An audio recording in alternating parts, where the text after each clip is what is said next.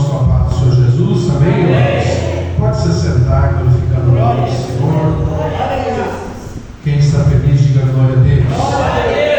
Também estou feliz pela oportunidade de estar na casa do Senhor. Se eu não pregasse, se eu não cantasse, se eu nem dirigisse culto, se eu nem sequer, irmão, ganhasse a oportunidade com uma saudação, eu já estaria feliz de estar na casa do Senhor. É um privilégio enorme que nós temos, só que muitos não valorizam a presença do Senhor, infelizmente, mas graças a Deus pela sua vida, que está aqui hoje cultuando ao nome do Senhor Jesus. Amém, irmãos? Vamos estar fazendo leitura de um texto muito conhecido, embora nós não vamos falar sobre ele. Eu quero usar ele como tema base para a mensagem que está em Mateus capítulo 6, verso 24.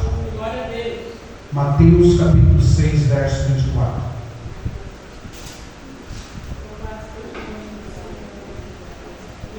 Eu confesso aos irmãos que eu tento preparar sermões curtos para o domingo. Estava até ali duelando já com a irmã Jovina, meu Deus, eu preciso de tempo, porque é um sermão muito comprido. Eu tento fazer sermões pequenos, mas eu não consigo fazer isso de qualquer jeito, entregar um pedaço da mensagem. Eu gosto de explicar bem fácil para toda a igreja entender, e nós temos certeza que o Espírito Santo vai falar no nosso coração. Amém, meus irmãos? Vamos ler Mateus 6, verso 24. Por favor, você que tem a sua Bíblia, acompanhe. Quem não estiver acompanhando os telões aí, a partir da semana que vem, graças a Deus, vamos instalar uma televisão aqui. Amém, meus irmãos? Vai ficar bem mais fácil, nos carros ali. Nós vamos estar instalando já, ou na terça ou na quarta, vai ficar mais fácil para quem canta aqui, para o pastor, para os irmãos que têm a sua oportunidade. Não precisa ficar virando aqui, olhando para lá, vai ficar bem aqui na tela, vai ficar mais fácil para nós. Louvado seja o nome do Senhor Jesus. Vamos ler então esse texto, Mateus 6, 24. Nós vamos seguindo ali. Depois do 24, nós vamos ler, para encurtar o tempo, nós vamos direto lá para o versículo 33, para nós encurtar o tempo e depois eu falo sobre isso. Ninguém pode servir a dois senhores, porque ou há de odiar a um e amar a outro, ou se dedicará a um e desprezará a outro. Não podemos servir a Deus e a Mamon. Agora vamos para o verso 33, muito conhecido, conhecidíssimo, muito conhecido. Mas buscai. Obrigado, né? Mas mais uma vez, vocês estão ligados? Mais uma vez. Buscai primeiro. E a sua justiça, e todas essas coisas vos serão acrescentadas. Né? Pode sentar, irmãos, por favor, glorificando o nome do Senhor. Eu vou fazer uma leitura corrida desses 10 versículos. Nós não vamos explanar ele, porque não é o texto central, mas o texto base. Vamos ler o verso 24 até o 34. Olha só. Ninguém pode servir a dois senhores, porque ou há de odiar a um e amar a outro, ou se dedicará a um e desprezará a outro. Não podeis servir a Deus e a Mamon. 25. Por isso vos digo, não andeis cuidadosos ou ansiosos quanto à vossa vida, pelo que haveis de comer ou pelo que haveis de beber, nem quanto ao vosso corpo, pelo que haveis de vestir. Não há vida mais do que o mantimento, e o corpo mais do que o vestuário? Olhai para as aves do céu, que nem semeiam, nem cegam, nem ajuntam em celeiros, e vosso Pai Celestial as alimenta. Não tendes vós muito mais valor do que elas? E qual de vós poderá, com todos os seus cuidados, acrescentar um côvado à sua estatura? E quanto ao vestuário, por que andais solícitos? Olhai para os lírios do campo, como eles crescem, não trabalham, nem fiam. E eu vos digo que nem mesmo Salomão, em toda a sua glória, se vestiu como qualquer deles. Pois se Deus veste assim a erva do campo, que hoje existe e amanhã é lançada no forno, não vos vestirá muito mais a vós, homens de pouca fé? Não andeis, pois, inquietos, dizendo que comeremos ou que beberemos, ou com que nos vestiremos, porque todas essas coisas os gentios procuram. De certo que o vosso Pai Celestial bem sabe que necessitais de todas essas coisas. Mas buscai primeiro o reino de Deus e a sua justiça, e todas essas coisas vos serão acrescentadas. Não vos inquietais, pois, pelo dia de amanhã, porque o dia de amanhã cuidará de si mesmo. basta a cada dia o seu mal. Amém, meus irmãos? Uma leitura extensa, e eu precisava ler ela para os irmãos para poder pregar outro texto, que nós já vamos entrar nele, mas primeiro nós vamos falar um pouquinho sobre isso. E o tema da nossa mensagem é: será que Deus é a minha prioridade? Será que Deus é a nossa prioridade? E talvez você vai dizer: claro que sim, pastor, eu estou aqui na igreja hoje, senão eu não viria, talvez o senhor nem precisasse trazer essa mensagem. Mas o que é prioridade? Eu quero que você preste muita atenção, por favor. A irmã Jovina deixou 45 minutos para mim, e eu vou aproveitar bem esses 45 minutos, então preste atenção, por favor. 45 minutos é o tempo que você pode entender bem a explanação da palavra, e eu quero que você preste atenção. Esquece os problemas, as lutas. Amanhã você resolve, deixa para amanhã esse mal. Amanhã, de hoje já passou os problemas, quanto venceu hoje, o almoço. Amanhã você tem outros problemas. Mas agora eu quero que você preste atenção. O que é assim esse texto que diz: busque primeiro o bem de Deus? Será que Deus não sabe que eu tenho conta para pagar? Será que Deus não sabe que eu tenho coisas para fazer? Mas o que é a palavra prioridade no seu sentido original? A palavra prioridade, ela significa o primeiro em todo tempo. Pode glorificar a Deus? Então Deus ser prioridade não é o culto de hoje, mas amanhã cedo, quando você levantar, Ele é a tua prioridade. Em todo tempo. Essa palavra prioridade significa primeiro em todo tempo. Quer dizer, o primeiro horário do dia é dele. O primeiro momento do dia é dele. O primeiro, tudo que você fizer, o primeiro respirar é dele. Todo tempo ele tem que ser prioridade. E não somente nos cultos. Em tudo, Deus tem que ser prioridade. No nosso dinheiro, na nossa saúde, na nossa finança, nos nossos momentos, todos os momentos da nossa vida, ele tem que ser prioridade. A palavra prioridade também significa primeiro na ordem ou na fila. Quem está me ouvindo, diga amém. Amém. Vou te mostrar como muitos de nós reprovamos isso na questão de Deus ser prioridade. Imagina como é que tem uma fila aqui de coisas para você fazer hoje. E a primeira coisa que você vai fazer nessa fila é conversar com Deus, depois fazer todo o resto. Essa prioridade a qual a Bíblia fala significa que Deus tem que estar na ordem da fila, sendo primeiro em tudo. Eu vou sair de casa atrasado, eu vou me atrasar, mas eu não saio sem falar com Deus, sem ler a sua palavra. E a gente faz erroneamente o contrário, deixa no final do dia, antes de dormir, quando já está com sono, quando não tem mais vontade de nada, só quer saber da nossa cama. Isso é fazer uma fila e Deus vai estar lá no final. E a prioridade é nós sairmos ganhar dinheiro. Nós estamos trabalhando para Mamon. E Deus disse para nós: não tem como nós servir Mamon e servir a Deus. Depois nós vamos odiar um e amar o outro. E Deus está dizendo para nós: eu quero ser o primeiro na fila de vocês. Eu quero ser aquele que você levanta e já diz, como um vídeo que eu coloquei no gol de uma criança cantando, dizendo: bom dia a Deus, louvado seja a Deus pelas crianças que são puras na presença do Senhor. E a palavra prioridade também no seu sentido significa primeiro em dignidade. Você não trata Deus com prioridade não porque você tem medo dele, é porque ele é digno que você o trate com prioridade. Ele é digno que antes de você levantar, você diga: Deus, eu não saio daqui sem a tua presença. A maioria dos nossos problemas se resolveria se Deus fosse nossa prioridade. E eu provo para você na leitura que nós fizemos aqui. Olha o que Jesus disse no verso 24. Não precisa pôr ali, eu vou só fazer uma leitura corrida, uma batida explicação dessa prioridade que o próprio Cristo falou aqui no Novo Testamento. Ele diz: vocês não poderão servir a Deus e servir a Mamon. Repita comigo: Deus, Mamon. Deus, Mamon. Só esses dois que nós podemos servir durante o dia, irmão. Só. E eu sempre explico isso para os irmãos, que o único Deus que permanece vivo depois que o crente se batiza é Mamon, porque ele continua servindo a ele.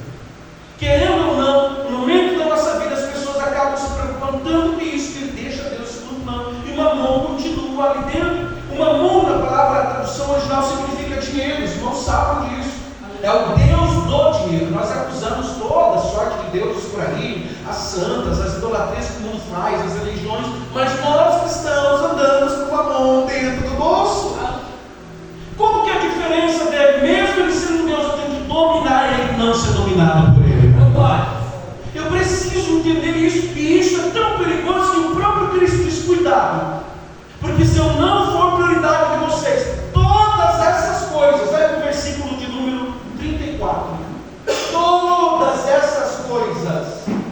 33, desculpa. Todas essas coisas vão ser acrescentadas para vocês. E aí Cristo está falando sobre a preocupação com a vida, com a comida, com a bebida e com o vestimento, que é o que o mamão nos dá, é o que o dinheiro nos dá. Então nós nos preocupamos tanto com isso, nós vamos deixando Deus em segundo plano, em dignidade, deixando Deus em segundo plano, no tempo, nós vamos deixando Deus em segundo plano, em todo o tempo. E se sobrar um tempo, a gente faz para o Senhor. Ai, pastor, eu estou na igreja quarta, sexta e domingo. Você tirou de 7 dias 3 para Deus, irmão. Já deu menos tempo para Deus. Quem está entendendo, diga glória a Deus. O estar aqui, irmão, no final do dia. Você tem que estar aqui no domingo à noite, mas pela manhã, ele já foi o primeiro na ordem de chegada. Ele já foi seu amigo pela manhã. A prioridade que Deus quer de nós, irmão, é algo tão grande que Ele quer ser digno disso. Ele não quer que nós, vamos buscar Deus, porque senão, se dormir, senão fica parte de pesadelo, ou senão, até alguém diz, eu tive um pesadelo, porque eu não orei antes de dormir. As pessoas entendem Deus como um amuleto, e Deus diz, não é isso. É que eu quero que vocês me coloquem em prioridade. A palavra servir, que está lá no versículo 24, no Novo Testamento, na tradução de hoje, ela diz assim, escravo de Deus. Alguém tem essa tradução? Se ninguém tiver, nós continuamos. Mateus 6, versículo 24. Se tiver, por favor, leia. Eu gosto desses versos. Ninguém? Não? Ou serva? Pode servir a dois senhores, pois odiará um e amará o outro. O outro dedicará um e desprezará o outro. Vocês não podem servir a Deus ao dinheiro. A tradução está dizendo sobre a palavra original que significa escravo. Você não pode ser escravo do Senhor e ser escravo do dinheiro. Só que a palavra escravo também tem uma tradução original. Quem me ouve diz amém. Amém. E do hebraico significa dependente. Ou seja, você não pode ser dependente de Deus e ser dependente do dinheiro. Você não pode ser dependente de um e dependente de outro. É o que a Bíblia está dizendo. Romanos 1, verso 1 diz que Paulo fala, eu, o escravo de Cristo. Será que Paulo era escravo de Cristo, irmão? Será que Paulo Deus pegava um chicote e dizia, vai Paulo, vai trabalhar para mim? Será que era isso? Sim ou não, irmãos? Mas o texto original, Paulo estava dizendo, Paulo, o dependente de Cristo. Glória a Deus. Não é que é uma escravidão servir a Cristo, mas depender dele. Em 1 Coríntios 7, 22 e 24, ele também diz que nós somos escravos de Cristo. Será que Cristo nos libertou para nós agora trabalhar para Ele como escravo? Obrigado, sim ou não? Mas a Bíblia está dizendo que agora nós somos dependentes de Cristo. Aleluia. Essa dependência precisa existir. E Efésios 3:1 diz Paulo que fala também, eu, o prisioneiro de Cristo. Ou seja, ele está dizendo, eu estou aqui de bom grado, porque eu amo servir ao Senhor Jesus. Eu sou totalmente dependente dele. Então essa prioridade, ela precisa existir a ponto de nós ser totalmente dependente de Cristo. E quando nós começamos a não depender dele, o que acontece? Nós começamos a preocupar com a vida, preocupar com a comida, preocupar com a bebida, preocupar com o vestimento, ficar inquietos. O que Jesus disse? Não faça isso. Você não consegue botar um minuto de vida mais na tua vida. Mamão não vai poder te dar 10 centímetros a mais de vida. Se é para você andar aqui, até aqui, irmão, só para você andar um passo a mais, mamão não faz isso. O melhor plano de saúde que tem, com melhor condições financeiras. Quem serve a Deus depende totalmente dele, meu. Quem alguém que serve ao Senhor Jesus, você precisa ser dependente dele. E a gente fica tão desesperado que parece que Mamon é o nosso Senhor. Mas não é isso que eu quero pregar nessa noite. Quem anda preocupado com tudo isso é o ímpio. Jesus disse: não, é assim que serve. E quem busca tudo isso é o mundo lá fora. E aí ele finaliza dizendo: não tem como vocês servirem a mim e servirem ao mundo. A prioridade tem que ser servir a mim. Quando nós servimos a Mamon, nós nos tornamos escravos dele. Ou seja, nós tornamos escravos de quem é nossa prioridade. Eu vou repetir isso para você entender. Agora vamos tirar o dinheiro da jogada. Não, minha prioridade é o meu filho. Então, se meu filho está doente, eu não vou para a igreja. Você está entendendo? Não, a minha prioridade é o meu marido. Se meu marido não for para o culto, eu também não vou. Nós nos tornamos escravos de quem nós estamos servindo. E Jesus disse: se você se tornar escravo do dinheiro, por mais que você se dedique tanto a ele, ele não vai poder te dar nada de qualquer maneira. Mas quando você depende de Jesus, ele te dá tudo isso. Porque ele sabe que você precisa. Pois bem, mas agora eu quero terminar essa parte do capítulo 6 de Mateus, e nós vamos para outro texto. O verso 33 nos fala que se ele for prioridade, se o reino dele for prioridade, se a justiça dele for prioridade, tudo isso que Mamon pode te dar, ele vai te dar de graça sem você se Glória a Deus. Então, se você buscar primeiro o reino de Deus, quer dizer o quê? Esse primeiro, eu falei para os irmãos, se chama prioridade. É o primeiro na fila, é tudo aquilo que eu expliquei para os irmãos, é tudo que eu trouxe aqui de explicação da palavra prioridade. O primeiro em todo o tempo, durante o dia, o primeiro na ordem da fila. Tem conta, boleto, tem que trabalhar 8 horas, tem que cuidar dos filhos. De toda essa fila, ele é o primeiro. Ou seja, em dignidade, dizer: Senhor, eu dependo tanto do Senhor que eu não daria para sair de casa sem falar com o Senhor primeiro. Se você fizer tudo isso, buscar Ele, a justiça, o reino de Deus, tudo isso que você está preocupado, Ele vai acrescentar na tua vida, irmão. E nós temos famílias desesperadas, buscam, e não recebem nada, porque Mamon te engana. Mamon engana a gente. Ele faz nós buscarem de uma maneira que a gente, no final, trabalha o dia inteiro, assim, ainda parece mais uma conta para pagar. Parece um boleto que não sei de onde veio, parece um negócio, sabe por quê? Porque ele engana as pessoas. Ele quer que você, quanto mais trabalhe para ele, mais você seja dependente dele. E volta a frase que eu disse: nós nos tornamos escravos de quem é nossa prioridade. Se você ser prioridade, Cristo na sua vida, irmão, você não será um escravo dele, mas você será dependente dele. Do escravo você é dinheiro, do dinheiro você é escravo, né? De Cristo você se torna dependente, que essa é a tradução que Paulo usa quando ele diz: eu sou escravo de Cristo. Ele está dizendo: eu sou dependente dele. Pois bem, se estamos desesperados atrás dessas coisas, provavelmente o reino de Deus não está sendo a nossa prioridade. É verdade, irmão. A gente tem que analisar: meu Deus, eu estou tanto atrás de dinheiro, por que meu dinheiro não dá para nada? Nunca dá para pagar as contas, não dá, falta dinheiro, falta comida, falta bebida, falta vestimento. Por quê? Cristo disse: porque você não está buscando como prioridade a Cristo. Alguém diga glória a Deus para mim falar verdade. Mas eu vou trazer isso num outro contexto do Antigo Testamento, para que nós possamos entender melhor. E eu gostaria que o irmão abrisse para mim 2 Samuel, capítulo 6, verso 9 ao 12. Tá bom, né, irmãos? Ele sai de casa com uma chuva dessas. Para nós ouvir que nós temos como prioridade na nossa vida, né, irmãos? Deus é tão bom que eu disse: Deus, não deixa acabar a luz, não deixa chover, que Deus está segurando, irmão. O negócio está lá e está quase caindo no céu, né, irmão? Ele está aí fora olhando o tempo.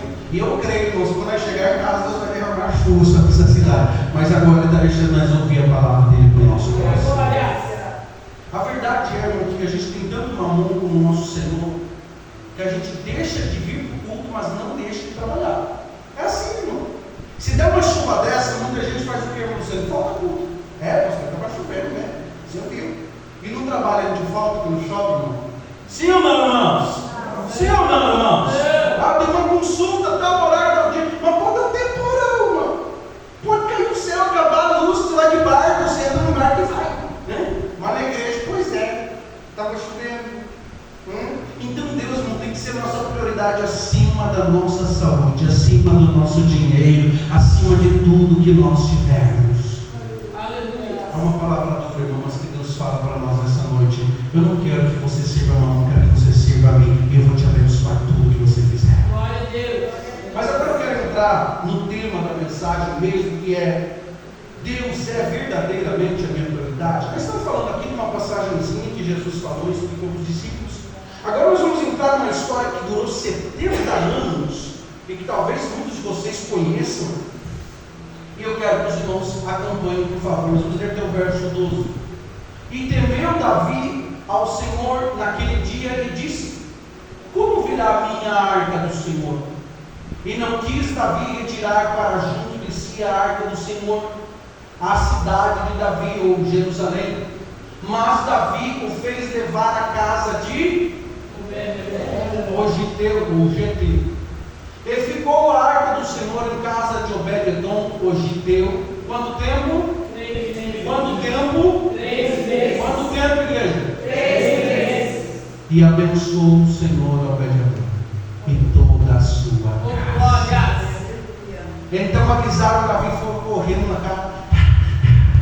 Depois nós vamos explicar o que está acontecendo. Davi nem sabe o que foi. Tu não sabe o que Deus está fazendo na casa daquele camarada. O que está acontecendo? Abençoou o Senhor a casa de Obed-edom e tudo quanto tem, por causa da arca de Deus. Davi, mais depressa, foi correndo. Trouxe a arca de Deus para cima da casa de Obed-edom, a cidade de Davi, com alegria. E agora eu quero que você preste atenção, por favor. Quem que era Obed-edom? Tem 30 minutos para você prestar atenção numa das mensagens que pode mudar a tua vida. Por favor, preste atenção. Obed-edom era filho de um homem totalmente desconhecido, que não vai chamar bem o nome dele, se chama Jedutum. Horrível o nome, terrível. Ele era filho desse camarada, ele era Geteu, como você viu ali. E ele era descendente de muito longe dos Coatitas, né? Que eram das famílias responsáveis por cuidar dos objetos do templo. Que ele ouve, diga amém. Amém. E no Antigo Testamento, preste atenção, por favor, eu vou descrever para você o que está acontecendo aqui. Alguém deve lembrar que Deus manda Moisés construir o que, irmãos? E Deus disse: ó, isso aqui vai simbolizar o quê? É o mesmo. A representação da arca sou eu. Não é o motivo para nós termos uma idolatria dentro de casa. Mas eu quero que os irmãos prestem atenção. A Bíblia diz que então a geração de Moisés que fez a arca, eles irmãos toda a batalha. Uma batalha, irmão? Quantas? Todas, preste atenção. Toda a batalha, eles pegavam um arquinho que não era desse tamanho. Eu já vi uma réplica do tamanho certo, dá umas duas dessa caixa de som aqui, mais ou menos. E tem uma barra com essa microfone dos dois lados, 2 querubins com as mãos levantadas para cima. E tinha que ser colocado em cima dos ombros das pessoas que fossem levadas, dos sacerdotes. 2 a 4 sacerdotes levavam e pegavam essa arca no meio das batalhas, meio uma arca enorme. E eles iam na batalha. Quando chegavam na batalha, os inimigos sabiam: a presença de Deus está junto com eles, nós não temos chance. E eles iam com a arca e venciam as batalhas. Então Deus falou para Moisés: vocês têm que ter essa arca, porque ela vai representar a minha presença. E Josué e Moisés vão viver tanto milagre com a presença da arca no meio deles. A Bíblia diz que Moisés viveu, venceu exércitos. A Bíblia diz que quando Josué entrou na terra prometida, o mar tinha sabido. E quando a arca estava com eles, eles começaram a rodear o muro, eles entraram, tomaram posse da terra prometida. A arca é colocada então depois disso numa cidadezinha chamada Siló. E infelizmente, quem ouve? Infelizmente, eles passaram a visitar a arca uma vez no ano. Porque eles pensavam: a presença de Deus está aqui conosco. A arca está aí. É mais ou menos assim: eu estou indo na igreja, tá bom. Está aqui, Deus está aqui conosco, mas todo mundo sabe que a arca está aqui. E eles acabaram, após a morte de Moisés e Josué, preste atenção, nós vamos chegar onde Deus quer. Eles acabaram se esquecendo da arca. A arca ficou lá, não sabe como a gente tem uma Bíblia, eu sou crente. Eu tenho uma Bíblia em casa. Dá o temporal, tem a espera que lê o Salmo 91. É mais ou menos isso aqui que está acontecendo. Eles tinham uma arca lá, mas se você tivesse alguma ameaça de guerra, alguma coisa, você não estava lá em Siló. Estava lá a arca jogada, ficou lá um tempo. E o que aconteceu aqui? Eles se esqueceram de priorizar a arca. Quando eles iam para a batalha, a primeira coisa era o quê? A arca. Quando eles iam para uma luta, tinha um ataque, uma coisa. A primeira coisa que os sacerdotes lá pegavam uma arca, que era a presença de Deus, simbolizava a presença de Deus. Tanto que para você tocar naquilo, irmão, você tinha que ser quase do céu. Você tinha que quase morar lá no céu, já dançando, para carregar aquilo. Não era para qualquer um. E a Bíblia diz então que eles não dão valor, até que chega o momento que o sumo sacerdote do templo daquele, ele foi ficando velho, a arca ficou jogada num canto. E os sacerdotes, o pessoal que estava cuidando da arca, eram os filhos dele, Ofni e Finéias, que não tinham conhecimento do poder da arca. Então eles prostituíam, eles faziam o que eles queriam, eles brincavam dentro do templo, zombando das coisas de Deus. E chegou um momento que Deus disse: não, a minha presença não dá. Eu não posso dividir minha presença com tudo isso. E chega um momento que Deus diz: não, você está na igreja há muito tempo, mas está vendo tanta coisa errada que não dá para me aceitar mais isso. Eu vou retirar a presença. E Deus retira a presença e eles nem percebem. Por quê, irmãos? Porque o pecado se tornou normal. E a Bíblia diz então que os seus filhos dele começam a pecar com uma facilidade tão simples, tão normal, como se fosse normal. É mais ou menos como a nossa geração hoje. Vem para a igreja, escolhe o culto, vai assistir, sei lá o quê. Eu já vi gente que sai do culto, irmão, vai beber um vinhozinho, fazer uma coisa, presta nas coisas. Eu vi gente que sai da igreja e vai fazer outras coisas. Ou pior, gente que deixa de ver o culto para fazer outras coisas. E o sacerdócio estava tão podre, tão corrompido, que eu vi Finéias bebiam, irmão, perto da arca. Estavam ali. Por que eles não saíram dali? Porque eles ganhavam para isso. Eles viviam uma vida tão errada que se tornou normal. Eles veem as coisas ali acontecendo, os processos, os procedimentos, e não faziam nada. E infelizmente a nossa geração de hoje é assim. Eles se lembram que Deus curava, que Deus fazia milagre, que Deus fazia maravilha, que Deus multiplicava o pão. Era o que Deus fazia através da arca. Mas ficou na lembrança. Eles não faziam mais nada disso. E tem pessoas que cultuam hoje e só tem lembrança do que Deus fazia. Ah, no meu tempo. Quem já ouviu isso aqui, né? Eu odeio essa frase. E o tempo de Deus de ontem é o mesmo de hoje e amanhã será o mesmo ainda. E no meu tempo Deus fazia milagre. No meu tempo eu já vi com o meu olho. E não dá pessoa com uma perna não sair com uma perna consertada. No meu tempo eu vi uma pessoa cega sair enxergando. No meu tempo a glória de Deus era tanta que a pessoa entrava na igreja cheia de demônios e se liberta. No meu tempo a pessoa chegava na igreja sem falar e falava. No meu tempo a pessoa entrava dentro da igreja com um problema na vida e seria resolvido. Irmão, qual que é a diferença do Deus daquele tempo? É o mesmo Deus de hoje. Mas a arca está jogada no canto. Só se lembra da arca quando precisa, um problema. Uma vez ao ano, e olha lá. Porque se tudo estiver bem, irmão, nem uma vez por ano. Nem uma vez por ano. E é tão triste isso, se tornou tão normal que a arca, eles não perceberam que Deus saiu dali. Se tornou só um pedaço de madeira no canto. Não era a arca que fazia alguma coisa, senão mas era idolatria. Mas a simbolização que ele tinha da presença de Deus. E a Bíblia diz então que eles não percebem, porque ao fim do final estão pecando, até que chega um momento, preste atenção, que Samuel, ele é entregado a Ana com um propósito. Eu não vou pregar sobre isso, vocês sabem da história. E ele ouve a voz de Deus. E a partir do momento que alguém começa a ouvir a voz de Deus, o pecado não fica mais no meio do povo. Glória a Deus. Vamos repetir um glória a Deus bonito? Quando alguém começa a ouvir a voz de Deus, o pecado não tem mais liberdade no meio do povo. Glória a Deus. Quer ver uma igreja não começar a esvaziar que está lotada? É quando alguém começa a pegar a Bíblia e dizer: isso está errado. A palavra de Deus diz que está errado. Ou o pastor corta ele fora e não prega mais, ou começa a esvaziar a igreja. E a Bíblia diz que quando Samuel começou a ouvir a voz de Deus, que eles não estavam mais obedecendo a Deus, ele foi e falou para o sacerdote, ele disse: olha, Deus está falando comigo. E ele disse: eu já sei o que é isso, eu conheço a voz dele. E o texto diz então que eles são atacados mais uma vez pelos filisteus, que eram o inimigo número 1 de Israel. E pela primeira vez eles perdem a batalha. E quando eles perdem a batalha, preste atenção por favor, eles perdem a batalha, alguém chega correndo lá, corre, chega lá no templo do sacerdote e fala: Eli, nós precisamos da arca, nós estamos perdendo, eles podem levar. Pior é ele que ele fez, porque a arca não podia sair de Israel. E tinha que ser os sacerdotes para levar nos ombros, não podia nem ter carro, nada. E quando eles levam essa arca, a Bíblia diz que chega lá e ela é tomada deles. Os sacerdotes de Eli, melhor dizendo, seus filhos de Eli, foram mortos na batalha. Quando ele ouve falar isso, ele cai e morre. Olha a desgraça, irmão, que aconteceu, porque alguém desvalorizou a presença de Deus através da arca. E às vezes a gente precisa se perguntar: por que será que Deus está permitindo tanta coisa? Será que nós não temos deixado a arca no cantinho?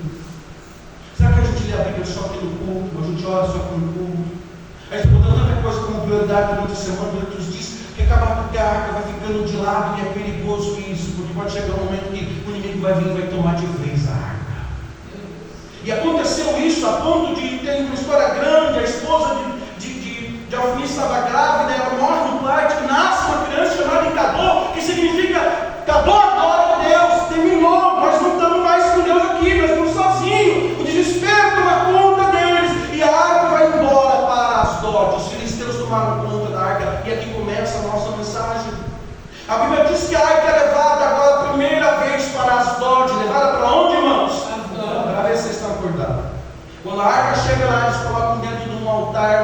Dagon. E eles colocam a arca ali, no outro dia eles chegam lá, Dagon está prostrado diante da arca. O Deus deles tinha caído e eles disseram: não, nós não queremos essa arca aqui. Derrubou o nosso Deus num dia, por quê? Porque até o diabo sabe onde a presença de Deus está, ele não pode ficar. Eu vou repetir isso para você. Até o diabo sabe que se Deus chegar no lugar, ele tem que bater em retirada, porque Deus é grande. E eles disseram: tira logo isso daqui. É por isso que o diabo não quer que a presença de Deus esteja lá dentro da tua casa.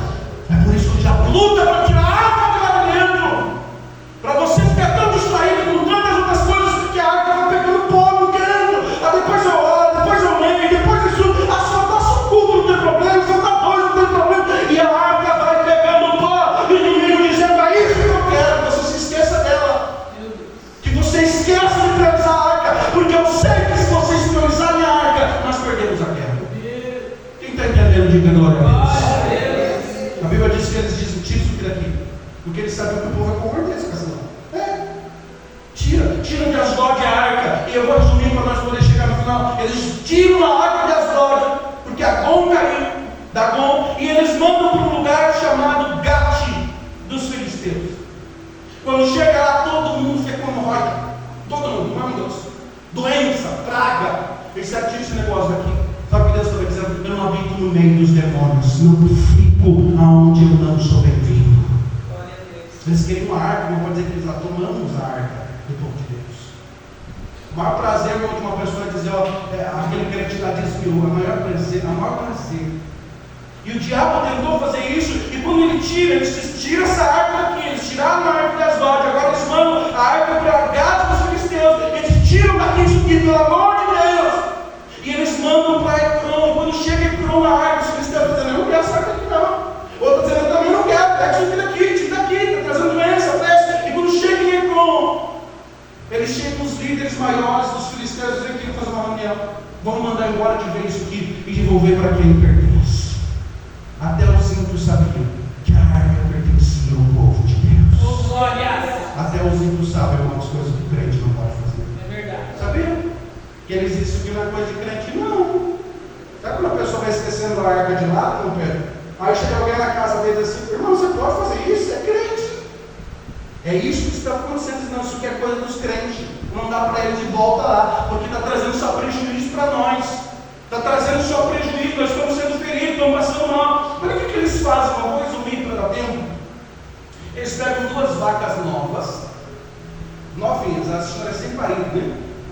E elas deixam os filhotes ali, nunca tinham sido montados. Essas 2 vacas, eles fazem um carro de madeira novinho, 2 vacas bonitinhas, que ninguém tinha subido em cima ainda, recém tinha tido o seu filhinho ali, os filhotinhos, e colocam a arca com todo cuidado em cima e dizem: vamos fazer um negócio. Se essa arca é dos deuses crentes, eles ainda querem a arca, nós vamos mandar essas vacas sozinhas, elas vão percorrer até lá onde está o lugar da habitação delas, lá onde deveriam estar no meio dos sacerdotes, dos povos, dos israelitas, e eu vou mandar. Eles pegam essa arca e colocam em cima dessas vacas, no melhor do carro, e a vaca novinha, sem saber onde estava, ela segue o caminho certinho.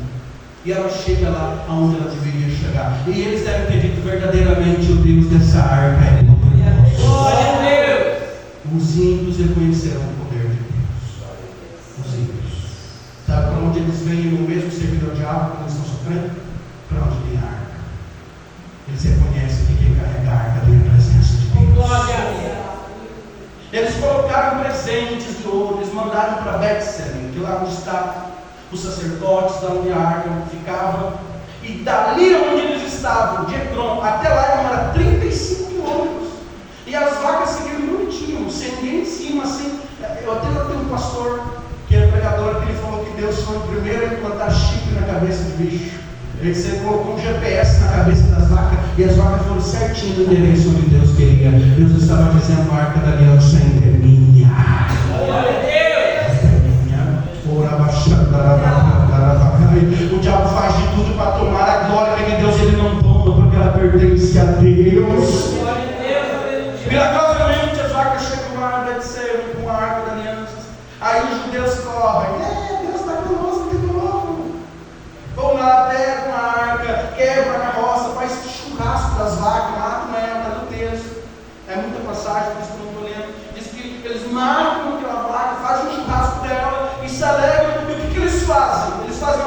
maneira de abrir a arca. Irmão, arca é para quem tem vida santa na presença de Deus. A arca da aliança tinha dentro dela vara de Arão, maná do céu, tinha coisas poderosíssimas, símbolo de Deus com o povo, e só os sacerdotes podiam fazer isso, e eles fazem aquilo, a Bíblia diz que 50 mil homens morrem, porque brincaram com as coisas de Deus. Brincaram, não os inimigos agora, aqui é o povo mesmo. 50 mil e 70 sacerdotes morrem porque eles brincam com a presença de Deus. E isso acontece, a Bíblia diz que quando isso acontece, quem diga glória a Deus? Glória a Deus. Descem sacerdotes de Kiriat e Jearim, um povo que ainda não estava tão corrompido. E quando ele chega lá, diz: vocês estão loucos? Abrir a arca da aliança, vocês têm problema na cabeça? É mais ou menos querer fazer coisa que Deus não agrada e a pessoa fazer e querer que os outros aceitem. Mais ou menos isso. Vocês estão loucos fazer essas coisas no meio da igreja? Mais ou menos isso. E o povo diz: não tem problema não. A presença de Deus é tão santa e não aceita brincadeira. Começaram a ver o que tem aqui dentro. Não, começaram a brincar com as coisas de Deus. E quando isso acontece, morrem 50 mil pessoas, 70 sacerdotes que estavam ali. Então desce um sacerdote e também desce Samuel e diz: vamos lá, porque Deus está querendo trazer a presença dele de volta. E a Bíblia vai dizer então que Eleazar, esse sacerdote, ele pega o povo, reúne todo mundo. Eu agora não me lembro o nome do lugar, mas ele reúne todo mundo ali e diz: vou ensinar vocês como se serve a Deus, como a arca deve andar no meio de vocês. Ele vai dizer: não pode isso, não pode aquilo, tira a idolatria, tira tudo esse espindurico que vocês têm aí de outros deuses, porque Deus é santo, Ele quer que nós adoramos o nome dele. Ele está nos dando uma oportunidade de servir a Ele de novo. E a Bíblia diz que eles temem ao Senhor. E naquele mesmo momento, a Bíblia diz que em Mispa, o nome da cidade, do lugar, ele reúne todo aquele povo. Eu já vou finalizar, e eu preciso explicar tudo isso. Quando ele ora por isso, ele está orando, o Senhor vai dizer: Deus, agora eles vão te servir de verdade. O Senhor trouxe a arca de volta, que milagrosamente, aí os filisteus, eles atacam todos eles, e chega lá, e por causa da oração de Samuel, Deus mata todos aqueles inimigos que estavam querendo destruir o povo de Deus. Glória a Deus. Olha aqui para mim, irmão. Se tem 50 mil que não valoriza a arca, quando não valoriza, Deus mata os inimigos do povo. Glória a Deus. Eu vou repetir para você entender. 50 mil estavam brincando com a arca, Deus matou. Veio um homem de Deus, 2 sacerdotes, e disseram para o povo como se levava a arca. Então a Bíblia diz que Deus matou todos os inimigos deles, e eles fugiram. E por mais, devolveram todas as terras do povo de Israel. Glória a Deus. Você viu o que a falta da presença de Deus faz? Da prioridade faz? O diabo foi tomando tudo deles. Por causa de Samuel, que era santo, Deus trouxe de volta a oração dele. E Samuel pega uma pedra grande e coloca aquela pedra naquele lugar, e os pais diz aqui: Ebenezer, até aqui nos ajudou o Senhor.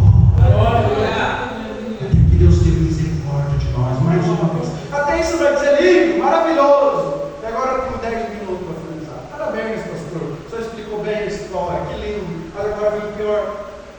A Bíblia diz que eles disseram assim, você vai lembrar dessa história: ô Samuel, nós não queremos mais uma arca não. Dá para nós pegar uma arca e levar lá no meio do povo? Nós queremos um rei.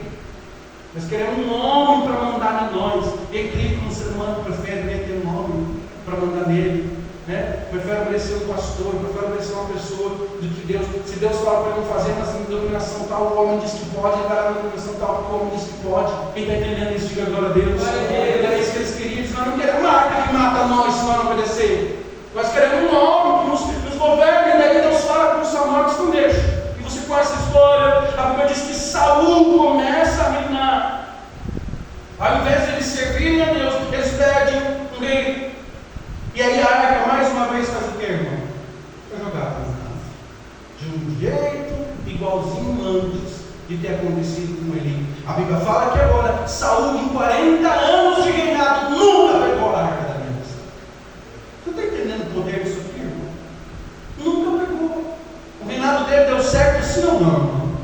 Sim ou não? Ele deixou a arca abandonada lá em Kiriat.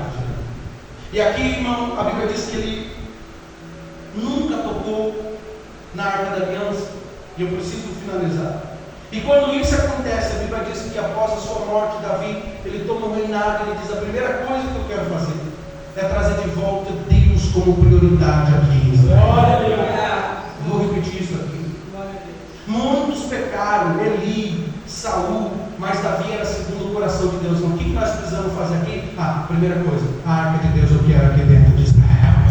A primeira coisa que eu quero, você quando entra no lugar, tem oração aqui? Não tem. A primeira coisa que nós vamos fazer é orar aqui todo dia. O que tem? Não tem. A primeira coisa que nós vamos fazer aqui é a palavra do Senhor. Por quê? Porque você é o sacerdote de Deus. Aonde você entra?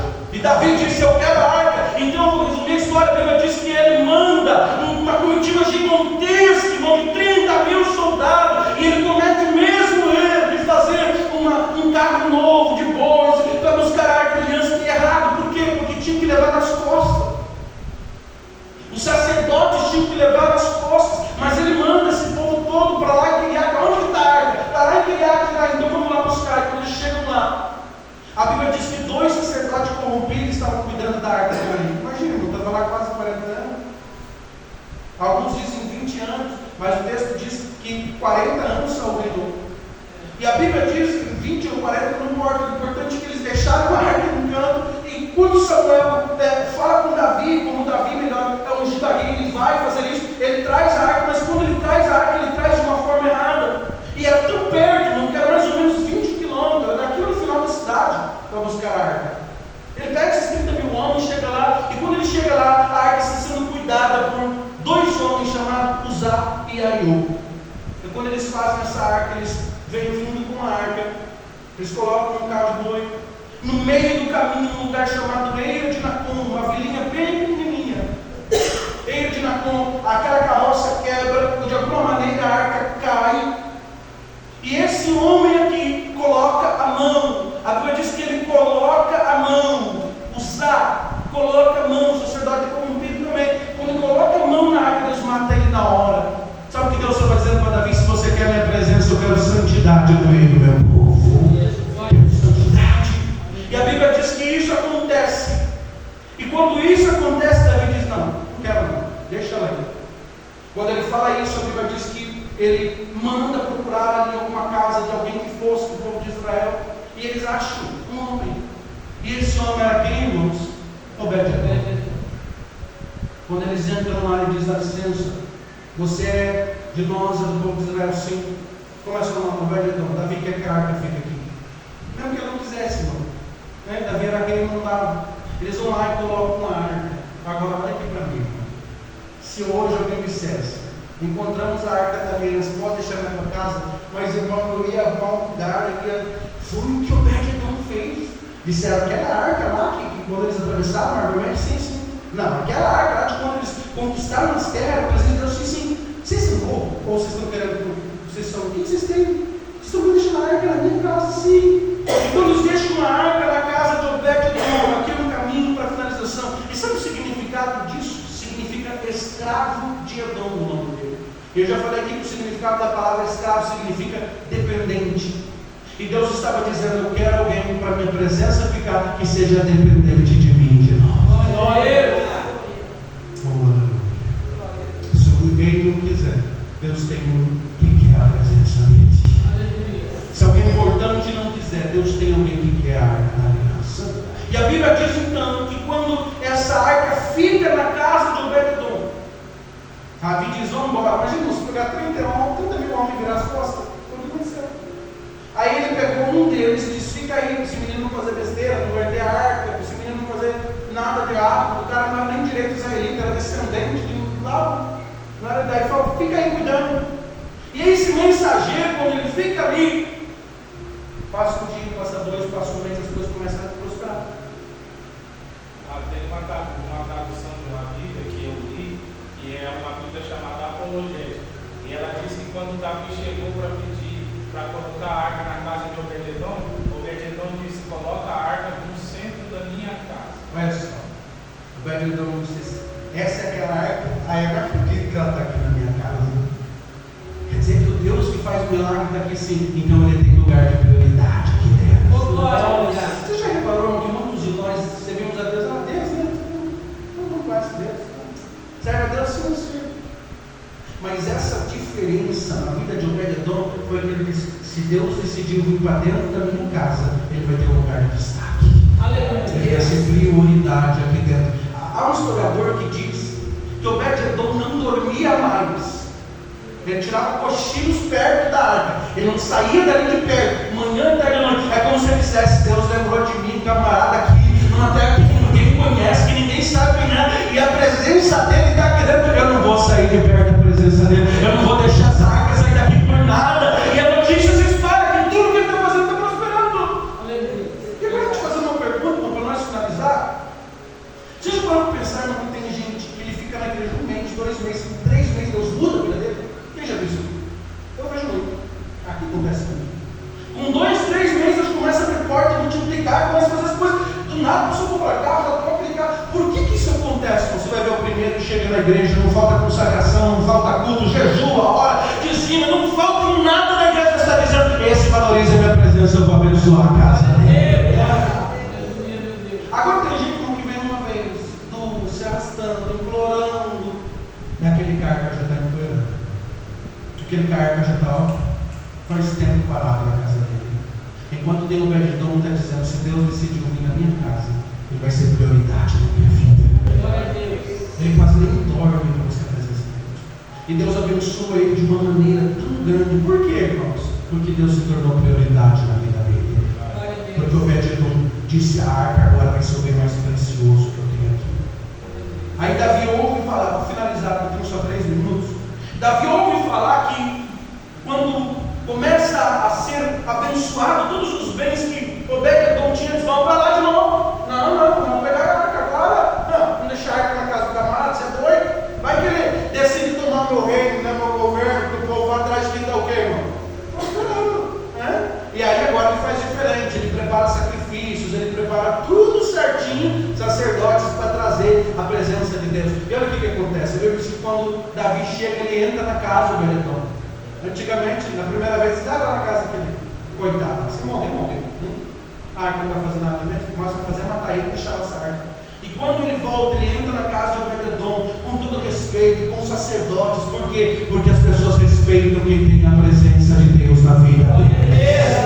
O próprio Deus disse: dá licença, eu sou Davi, você me conhece? Agora literalmente, que as pessoas não querem estar perto de quem Deus está.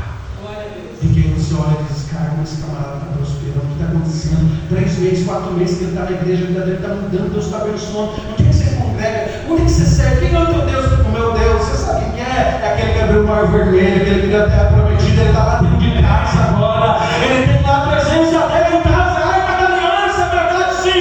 Venha ver o que Deus está fazendo na minha vida, ele está prosperando na minha casa. 3 meses, irmão. Não estamos falando de 30 anos. Conquistar isso aqui com tantos anos, 3 meses.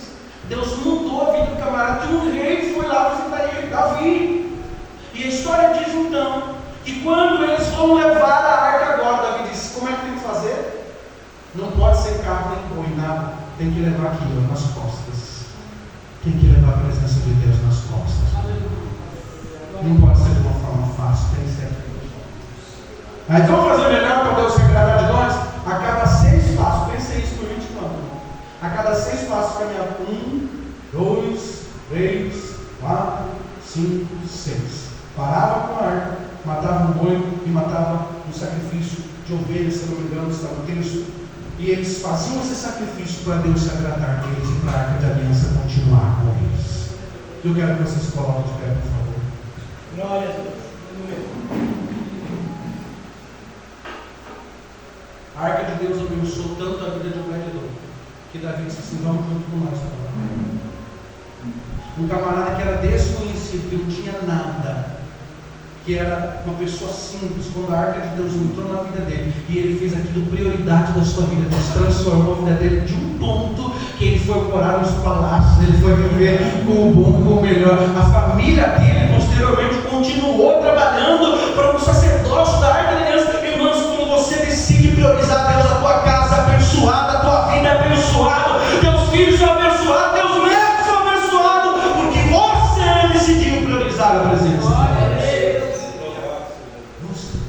Agora eu te pergunto: Deus está sendo a tua prioridade? Não me fala que vim aqui na igreja e não se dá priorizar. Não fala isso para mim, por favor. Davi não conseguiu levar a arca na casa dele. Mas esse homem diz: eu sei o segredo. manhã, tarde e noite estar aqui na presença dele, priorizando ele. Deus usou a vida de um desconhecido para mostrar para um rei como é que se carrega a presença de Deus. Foi o que eu disse para você.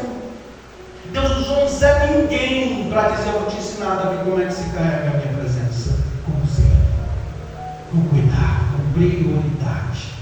E agora talvez você vai dizer: pastor, por que a minha vida não é abençoada? Faz anos que eu estou assim, as coisas não mudam. Como é que está sendo Deus? Como é que está sendo a arca? Não, pastor, eu estou aqui 3 vezes por semana, 2, uma. Tem gente, por exemplo, essa semana que é mesmo uma vez no culto. Como que Deus vai mudar para uma pessoa dessa? É mais ou menos Deus dizendo: não quero usar toque na minha arca, porque eu não sou prioridade na vida dele. Se tocar, eu mato. E agora vem um homem simples que diz: que privilégio ter a presença de Deus na minha casa. Que privilégio, Deus. Oh Deus, quem sou eu que o Senhor está aqui dentro da minha casa? E não parava de adorar a Deus, não parava de idolatrar a arca, de dizer: que bom, Deus está aqui dentro da minha casa. E pelas entrelinhas, Davi foi falar com ele. A maioria dos teólogos diz que ele tem que fazer, e ele entendia. Ele fala assim, a história diz que os sacerdotes vêm junto, eles explicam: a arca tem que ser levada nos ombros e tem que ser pessoa com a vida santa na presença de Deus. A Bíblia diz que Obed-Edom se tornou porteiro do templo e nunca mais ele parou de adorar a Deus na presença da arca de Deus. Irmão, se você quer que a tua vida mude, a tua família mude, a tua casa mude, começa a dizer: Deus, será que eu sou a tua prioridade? Será que o Senhor é a prioridade da minha vida? Tudo que eu faço de manhã, será que o Senhor eu tenho nada de vida, de dignidade, tudo que eu estou fazendo? Será que eu estou carregando a arca da aliança do jeito que tem que ser? Ou será que ela está jogada no campo? Eu estou me esforçando demais para servir na mão e parece que isso não está dando certo. Deus está dizendo: não pode ter esse Senhor, é só um. E isso é tão necessário que Deus diz para nós nessa noite: eu quero que você me tenha como prioridade em tudo que você fizer. Tudo, todo momento, toda hora. Quando Deus for a tua prioridade, além de não te faltar nada, quem me ouve diz amém? Amém. Quando Deus for a tua prioridade, além de não te faltar nada, Deus te colocará em lugares tão altos que nem você vai acreditar. Glória a Deus.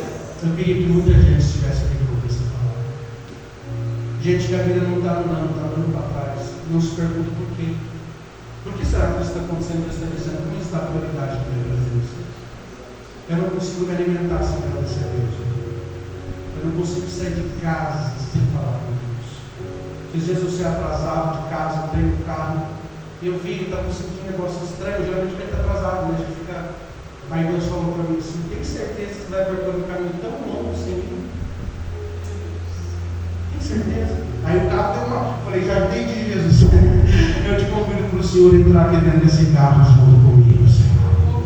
Você está entendendo o nível de intimidade que Deus quer? Deus está dizendo que não quer que você saia de casa sem falar com Ele. Que não quer que você troque o culto por outras coisas. Que não quer que você troque a oração por mais uma hora na televisão, na internet, no celular, em qualquer sorte de coisas. Deus está dizendo: quando você me colocar como prioridade, aquilo que mamão te dá, eu te dou de graça e não te falta mais nada. Além disso, eu vou te colocar em lugares altos que você nem imagina. Nós vamos orar. E nessa noite Deus traz as nossas famílias com uma reflexão.